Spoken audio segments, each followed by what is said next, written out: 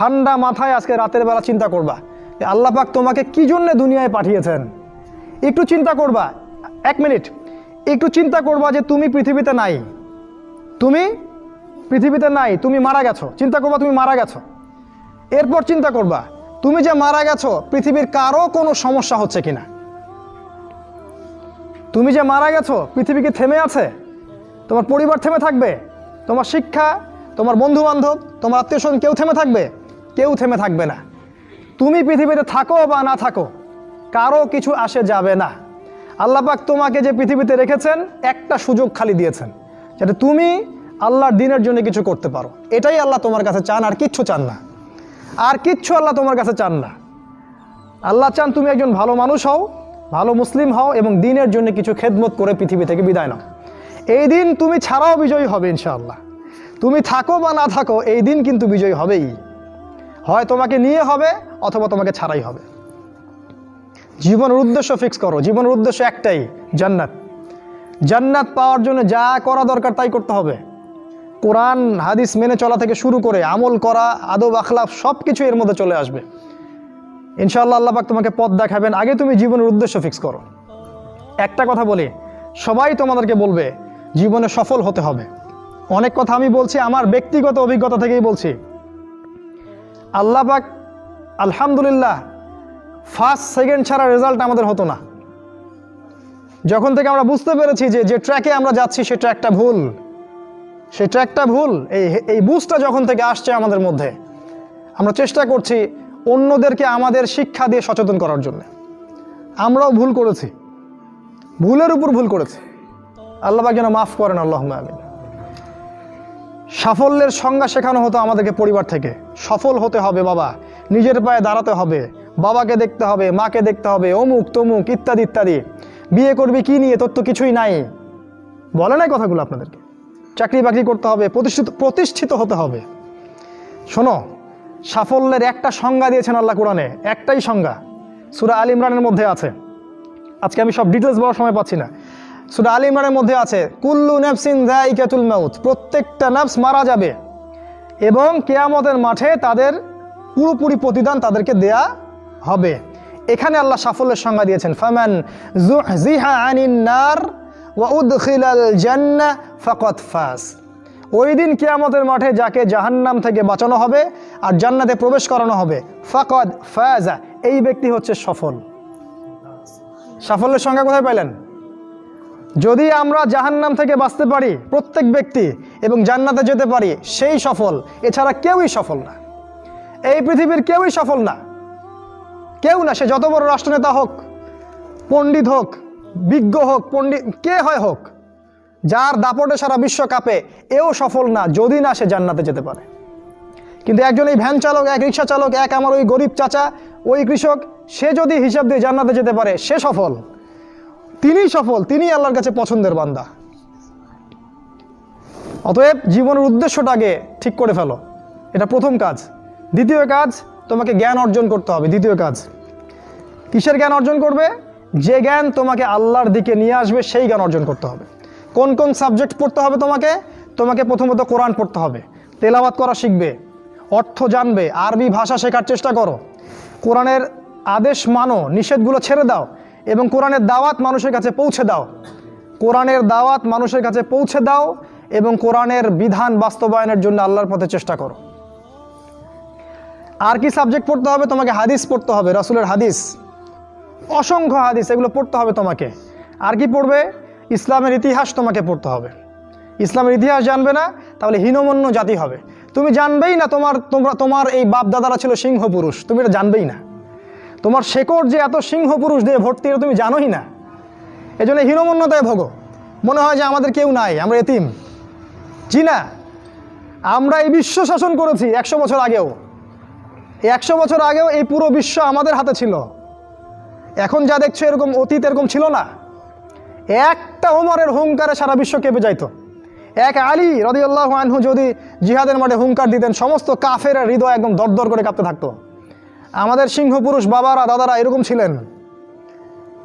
আমরা এত হীনমন্য জাতি ছিলাম না। আজকে আমরা আমাদের পরিচয় ভুলে গেছি, পরিচয় ভুলে গেছি। ইতিহাস পড়তে হবে তোমাকে। আর কি পড়তে হবে? ইসলামের অর্থনীতি পড়বে, অর্থনীতি জানো না, তুমি হালাল হারাম বুঝতে পারবে না। ওরা তোমার সাথে প্রতারণা করে এমন হারাম ঢুকিয়ে দিবে তুমি বুঝতেই পারবে না এটা হারাম ছিল। ইকোনমিক্স পড়তে হবে, খুব ইম্পর্টেন্ট সাবজেক্ট এই জামানার জন্য। আর কি পড়তে? পলিটিক্যাল সায়েন্স, এই বিশ্ব রাজনীতি সম্পর্কে পড়াশোনা করবে, এটা গুরুত্বপূর্ণ সাবজেক্ট। এছাড়া জেনারেল লাইনে যে পড়াশোনাগুলো করছো এগুলো ভালো, আমি এগুলো পড়তে নিষেধ করিনি। আমি বলেছি এগুলোর শিকড়টা হবে ইসলামিক। তুমি ডাক্তার হও আর ইঞ্জিনিয়ার হও আর কি হও এটাতে আমাদের কোনো আপত্তি নাই, শিকড়টা হতে হবে ইসলামিক, কোরআন এবং সুন্নাহ ভিত্তিক। আর একটা সাবজেক্ট পড়বে ফিকহ। ফিকহ যদি না পড়ো তাহলে কি হবে জানো? তাহলে নফল মোস্তাহাব আমলগুলো নিয়ে মারামারি কাটাকাটি করে ফরজ ঐক্য নষ্ট করে ফেলবা। এখনকার দেখো না যে অল্প কিছু পড়াশোনা করে, 2 পাতা পড়াশোনা করে দায়ী হয়ে গেছে একেবারে। কোরআনটা ঠিক মতো পড়তে পারে না, রিডিং ঠিক মতো পড়তে পারে না, বড় বড় ফতোয়া দিয়ে বেড়াচ্ছে, ওইটা হালাল আর ওইটা হারাম, ওইটা অমুকের এই নাই অমুকের সেই নাই। হচ্ছে না এটা ফিকহ না জানার কারণে হচ্ছে। ফিকহের বুঝ কঠিন বুঝ, গভীর বুঝ। এই জন্য ইমাম আবু হানিফা থেকে শুরু করে যত ফকিহ ছিলেন সবাইকে ভক্তি শ্রদ্ধা সম্মান করতে শিখো। ফিকহটা অনেক কঠিন একটা জিনিস, আমরা তো এখানে সমালোচনা বেশি করতে চাই, এটা ঠিক না। এই ফিকহের জ্ঞান না থাকলে তুমি কোনটা ফরজ, কোনটাকে বেশি গুরুত্ব দেওয়া লাগবে, কোনটা নফল, কোনটাকে মুস্তাহাব, কোনটা ওয়াজিব পর্যায়ের, কোনটা সুন্নতে মুআক্কাদা, কোনটা কি সব বুঝতে পারবে না। আর না বুঝতে পারলে তুমি কি করবা? যে বিষয়ে ছাড় দেয়া যেত সেটাকে ছাড় না দিয়ে তুমি বড় বড় জিনিসগুলোকে ভেঙে ফেলবা। খেয়াল করে দেখবেন ছোট ছোট মাসআলাগুলোকে নিয়ে, যেগুলো ইখতিলাফি মাসআলা, যেগুলো নিয়ে সাহাবায়ে কেরামদের মধ্যে দ্বিমত ছিল, এগুলোকে নিয়েই বাংলাদেশে শত শত দল হয়ে গেছে, হয় নাই? কোনো দল কি বলেছে আল্লাহ নাই? কোনো দল বলে যে রাসূল নাই, কোরআন নাই, আমাদের কেবলা আলাদা, এটা বলে? সবার আল্লাহ এক, রাসূল এক, কেবলা এক, কোরআন এক, সুন্নাহ এক, সব এক। তাহলে এতগুলো দল কেন হলো? ওই যে সংকীর্ণ মানসিকতা এবং এই ফিকহের বুঝ না থাকার কারণে হয়েছে। তাই ফিকহটা পড়বে, না হলে তোমার দ্বারা উপকার না হয় উম্মার ক্ষতি হয়ে যাবে, তোমার দ্বারা উপকার না হয় উম্মার ক্ষতি হয়ে যাবে। আর 2-1টা সাবজেক্ট বলছি, জিও পলিটিক্স, ভূ রাজনৈতিক প্রেক্ষাপটটা পড়তে হবে তোমাকে। এর সাথে একটা সাবজেক্ট অবশ্যই পড়বে রাসূলুল্লাহ সাল্লাল্লাহু আলাইহি ওয়াসাল্লামের জীবনী। এই কয়েকটা সাবজেক্ট যদি পড়তে পারো, শেষ জামানায় ইনশাআল্লাহ আল্লাহ পাক তোমার হাতে পতাকা দিবেন এবং তুমি আল্লাহর দ্বীনের পতাকা বহন করবে ইনশাআল্লাহ। জ্ঞান নাই, কিচ্ছু করতে পারবে না। যদি তুমি জ্ঞান অর্জন করতে না পারো তুমি বাতিলের মোকাবেলা করতে পারবে না। এখনকার যুদ্ধটা অস্ত্রের যুদ্ধ না, এখনকার যুদ্ধ জ্ঞানের যুদ্ধ। তুমি ওদের সাথে অস্ত্রের যুদ্ধ করে পারবে না, এখনকার যুদ্ধটা জ্ঞানের যুদ্ধ। ওটাও আসবে সামনে, যখন ইমামুল মাহদী আসবেন সারা বিশ্ব জুড়ে মালহামা শুরু হবে, তখন মহাযুদ্ধ। এই ফিজিক্যাল স্ট্রেংথ নিয়ে, মেন্টাল স্ট্রেংথ নিয়ে, ইমানের স্ট্রেংথ নিয়ে পারবে না। জ্ঞান অর্জন করো, কারণ রাসূল সাল্লাল্লাহু আলাইহি ওয়াসাল্লামকে প্রথম আল্লাহ আদেশ করেছেন ইকরা, পড়ুন পড়ুন পড়ুন। জ্ঞান নাই, সমাজ সংস্কার করতে পারবে না। এটা 2। 3 নাম্বার হচ্ছে জ্ঞান অনুযায়ী আমল করতে শেখো দ্রুত। যতটুকু জানলা আমল করতে শেখো, আগামীকালের জন্য ফেলে রাখবে না। আজকে যা শিখেছো আজকে আমল করো, রাসূলের সুন্নাহগুলোকে গুরুত্ব দিয়ে করো। যেখানে ইসলাম প্রশস্ততা দিয়েছে সেখানে প্রশস্ততা প্রদর্শন করো, যেখানে প্রশস্ততা নাই সেখানে ওটাই মেনে চলো। ইসলাম একটা প্রশস্ত রিলিজিয়ন, এখানে অনেক কিছু প্রশস্ততা আছে, সেই প্রশস্ত ইসলাম ফলো করো, আমলগুলো করো। প্রতিদিন 5 ওয়াক্ত সালাত মসজিদে জামাতের সাথে পড়তে হবে। যখন তুমি রমাজান মাস পাবে সওম রাখতে হবে, জাকাতের সম্পদ আসলে জাকাত দিবে, মানুষের সাথে ভালো আচরণ করতে শিখো, উম্মাকে ঐক্যবদ্ধ করতে শিখো, কোরআনের জ্ঞান অর্জন করো, সুন্নাহর জ্ঞান অর্জন করো এবং জানা অনুযায়ী আমল করে তুমি তোমার নিজের ভিতরে একটা পরিবর্তন নিয়ে আসো। পবিত্র হওয়ার চেষ্টা করো, সব পাপ থেকে তওবা করে ফিরে আসো। রাসূলের সুন্নাহগুলোকে গুরুত্ব দাও। A to Z, বাথরুমে যাওয়া থেকে শুরু করে তোমার জীবনের প্রতিটা ক্ষেত্রে নবীজির সুন্নাহগুলোকে তোমার উপর বাস্তবায়ন করো। নিজের উপর সুন্নাহ নাই, তুমি সমাজে সুন্নাহ বাস্তবায়ন করতে পারবে না। 3 নাম্বার। 4 নাম্বার, আদর্শ পরিবার গড়ে তোলো। আদর্শ পরিবার গড়ে তোলার জন্য তোমাকে তাড়াতাড়ি বিয়ে করতে হবে। তোমার সামর্থ্য আছে, শারীরিক মানসিক সামর্থ্য আছে, রুজির একটা ব্যবস্থা আছে, বিয়ে করে ফেলো, দেরি করবে না। বিয়ে করে ফেলো, দেরি করবে না। আমি বলছি অবশ্যই তোমার শারীরিক সামর্থ্য থাকতে হবে, মানসিক সামর্থ্য থাকতে হবে, অর্থনৈতিক সামর্থ্য থাকতে হবে, একটা মেয়ের রেসপন্সিবিলিটি নেওয়ার সামর্থ্য থাকতে হবে। সামর্থ্য হয়ে গেলেই তুমি বিয়ে করে ফেলবে, আর কোনো দিকে দেখার দরকার নাই। এমনকি তোমার যদি একাধিক বিয়ে করার সামর্থ্য থাকে সেটাও তোমাকে করতে হবে। যার একাধিক বিয়ে করার সামর্থ্য আছে সে যদি না করে সেটাই তার জন্য গুনার কাজ। জি, এই কথাগুলো বলার সাহস পায় না অনেকে, এই কথাগুলো বলার সাহস হয় না, আলেমদেরই হয় না। 2টা বিয়ে করলে মানুষ আবার কি মনে করবে, আমার মনে হয় চরিত্রের সমস্যা ইত্যাদি ইত্যাদি। আরে বোকা, তাহলে কোরআনের মধ্যে 4টা বিয়ের কথা আসলো কেন? আল্লাহ পাক কি এমনি এমনি আয়াত নাজিল করলেন নাকি? আল্লাহ পাক খুব ভালো করেই জানেন ছেলেদের চেয়ে মেয়েদের সংখ্যা বেশি হবে, অনেক ছেলে মারা যাবে, মেয়েরা সমাজে বেঁচে থাকবে। কত অসংখ্য এতিম মেয়ে সমাজে পড়ে আছে, অসংখ্য বিধবা মেয়ে সমাজে পড়ে আছে, ওদের দায়িত্ব নিতে হবে না? কে নিবে ওদের দায়িত্ব? যদি ছেলেরা দায়িত্ব না নেয় কে দায়িত্ব নেবে? ওই মেয়েগুলা কি সমাজের প্রজাপতি হয়ে থাকবে? ওরা কি পতিতালয়ের সম্পত্তি হবে? ওদের অধিকার নাই? এখানে অধিকার দিলে আমরা চরিত্র খারাপ হয়ে যায়, আর এদের সাথে তোমরা সারা দেশে এবং বিশ্বে জেনা করে বেড়াচ্ছ, এগুলাতে চরিত্র খারাপ হয় না। একটা ছেলে বিয়ে করার পরেও 10টা মেয়ের সাথে পরকীয়া করে, এটাতে চরিত্র খারাপ হয় না। কিন্তু যদি আরেকটা বিয়ে করে তখন সমাজের মানুষ তাকে বাঁকা চোখে দেখা শুরু করে। এটা জাহিলিয়াত, এটা পুরো সম্পূর্ণ মক্কার জাহিলিয়াত চলছে। দ্রুত বিয়ে করো, বিয়ে করে আদর্শ পরিবার গঠন করবে, পরিবারটা এত শক্তিশালী হবে যে পরিবারের ভিতর যেন কোনো রকম শিরক, কোনো বেদাত, কোনো কুফর, কোনো হারাম ঢুকতে না পারে। পারবে না ইনশাআল্লাহ? ইনশাআল্লাহ। 5 নাম্বার, তোমার সন্তানদেরকে মানুষ করে যাও। কালকে তুমি থাকবে না, তোমার সন্তানরা বেঁচে থাকবে। এক একটা সন্তান, এই যে বাচ্চাগুলোকে এমনভাবে বড় করতে হবে যাতে এরা আগামী দিনের ওমর হয়, আগামী দিনের হামজা হয়, আগামী দিনের খালিদ বিন ওয়ালিদ রাদিয়াল্লাহু আনহু হতে পারে ইনশাআল্লাহ। নিজে কি করেছি, সারা জীবন বৃথা চলে গেল, নিজের সাথে যা হয়েছে হয়েছে, বাচ্চাদের সাথে আর রিস্ক নেবেন না। বাচ্চাদেরকে ধ্বংস করবেন না আল্লাহর ওয়াস্তে, ওদেরকে আল্লাহর পথে দিয়ে দিন, দিন শেখান, কোরআন শেখান, হাদিস শেখান, ডিনামাইট করে গড়ে তোলেন। 7 নাম্বার, হালাল রিজিক অন্বেষণ করো তোমরা। রিজিকটা যত ছোট পেশা হোক না কেন, যদি হালাল হয় অবশ্যই সেটাই উত্তম। আর যত বড় পেশা হোক না কেন, যদি হারাম হয় সেটা তোমার জন্য জাহান্নামে যাওয়ার কারণ হবে। অনেক বড় পদ আছে কিন্তু সেখানে ঘুষ আছে, সুদ আছে, প্রতারণা আছে, সেখানে যাবে না, আল্লাহর ওয়াস্তে সেখান থেকে দূরে থাকো। আর তুমি যদি কৃষক হয়ে থাকো, তোমার রুজির মধ্যে হালাল থাকে, তুমি কৃষিকাজ করেই সংসার চালাও, কোনো সমস্যা নেই ভাই, কোনো সমস্যা নাই, লজ্জার কিছু নাই, অপমানের কিচ্ছু নাই, তুমি আল্লাহর কাছে প্রিয় বান্দা। আল্লাহ পাক বলেছেন ইন্নাল্লাহা তাইয়্যিব লা ইয়াকবালু ইল্লা তাইয়্যিব, আল্লাহ পাক পবিত্র, পবিত্র রিজিক ছাড়া তিনি গ্রহণ করেন না। সারা জীবনের ইবাদত কবুল হবে না যদি আপনার রিজিকের মধ্যে হারাম থাকে। কিচ্ছু করার নাই, নবীর কথা পাল্টাতে পারবেন না। সারা জীবন সুদ ঘুষ খেয়ে বছর বছর হজ উমরা করবেন আর হাজি সাহেব লকব লাগাবেন, ওইসব করে লাভ নাই, আল্লাহর কাছে কোনো লাভ নাই। ওইরকম হজ আবু জেহেলও করতো, আবু জেহেল হজ করতো এরকম। ওইসব হজ উমরা আল্লাহ পাকের কাছে দেখায় লাভ নাই। রিজিক হতে হবে পিওর, পরিশুদ্ধ, যেটা খুব ডিফিকাল্ট। এই জন্য আপনাকে নাসিহা করছি, কৃষিভিত্তিক অর্থনীতির দিকে চলে আসেন। কৃষিভিত্তিক অর্থনীতি, এটা আপনার জন্য ভালো হবে ইনশাআল্লাহ।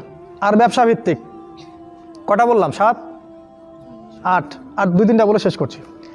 8 নাম্বার হচ্ছে শারীরিকভাবে শক্তিশালী থাকতে হবে। এর জন্য আপনাকে নিয়মিত ব্যায়াম করতে হবে, নিয়মিত ফিজিক্যাল এক্সারসাইজ বলেন, জিম বলেন, অন্যান্য যে বিষয়গুলো আছে এগুলো আপনাকে করতে হবে। যে খাবারগুলো আপনি খাবেন, প্রত্যেকটা খাবার বিশুদ্ধ কিনা অবশ্যই পরীক্ষা করে খাবেন। এমন কোনো খাবার খাবেন না যে খাবার প্রস্তুত করেছে ওরা, অর্থাৎ ওরা, বুঝতে পারছেন কারা? কারণ ওদের খাবারের মধ্যে এমন কিছু থাকে যেটা আপনাকে আস্তে আস্তে আস্তে আস্তে ধ্বংস করে দিবে।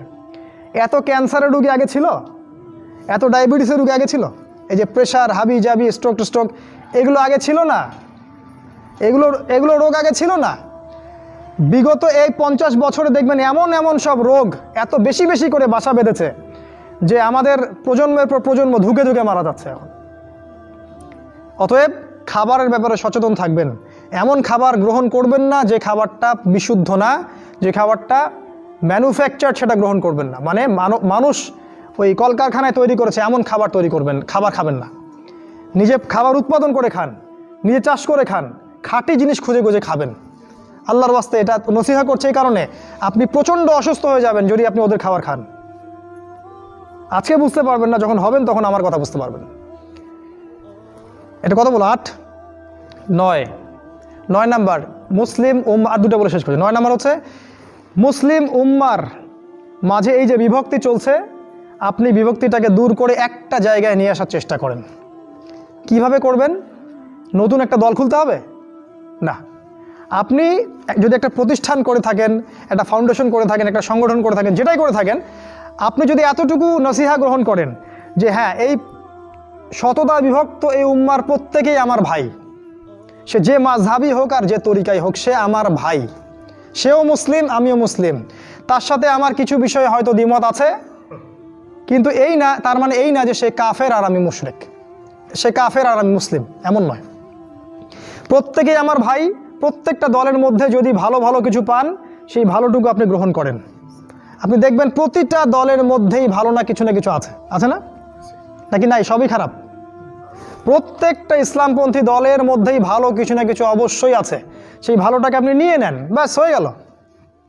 আর প্রতিটা ইসলামপন্থী দলের মধ্যে দেখবেন কিছু না কিছু বিতর্কিত বিষয় আছেই। নাকি সব 100% পারফেক্ট? আছেই। ওগুলোকে আপনি ছেড়ে দেন, দিয়ে আপনি সবাইকে নিয়ে বসার চেষ্টা করেন। যেটাই করবেন সবাইকে নিয়ে করার চেষ্টা করেন। হ্যাঁ, এখানে মতবিরোধপূর্ণ যে মাসআলাগুলো আছে, এখানে আপনি উদারতা প্রদর্শন করুন। ফিকহের ব্যাপারে উদারতা প্রদর্শন করুন, আকীদার ব্যাপারে আপনি স্ট্রং থাকেন, ব্যাস। এভাবে আপনি উম্মার মধ্যে একটা ঐক্য আনতে পারবেন ইনশাআল্লাহ। আর এই উম্মার ঐক্য যদি না থাকে, তাহলে আগামী দিনগুলোতে এই উম্মাকে বাঁচাতে পারবে না কেউ না। এই উম্মার ঐক্য যদি ধ্বংস হয়ে যায়, যেটা হয়ে গেছে প্রায়, এই অবস্থা যদি চলতে থাকে আগামী 10 বছর, এই উম্মার ধ্বংস কেউ ঠেকাতে পারবে না, ইল্লা মাশা আল্লাহ। খুবই কনসিয়াস থাকেন, এটা ফরজ জিনিস। ওয়া'তাসিমু বিহাবলিল্লাহি জামিআ, আল্লাহ পাক বলেছেন আল্লাহর রজ্জু একসাথে শক্ত করে ধরো, এটা আল্লাহর আদেশ। আর যেটা আল্লাহর আদেশ সেটা ফরজ। আপনার জোরে আমিন বলা ফরজ নয়, পায়ে পা লাগানো ফরজ নয়, রফুল ইয়াদাইন করা ফরজ নয়, আপনারা যে আরও জিকিরের তরিকাগুলো বের করেছেন এগুলো ফরজ নয়। এগুলো গুরুত্বপূর্ণ হতে পারে, সুন্নাহ, ফরজ নয়। ওয়া'তাসিমু এটা ফরজ।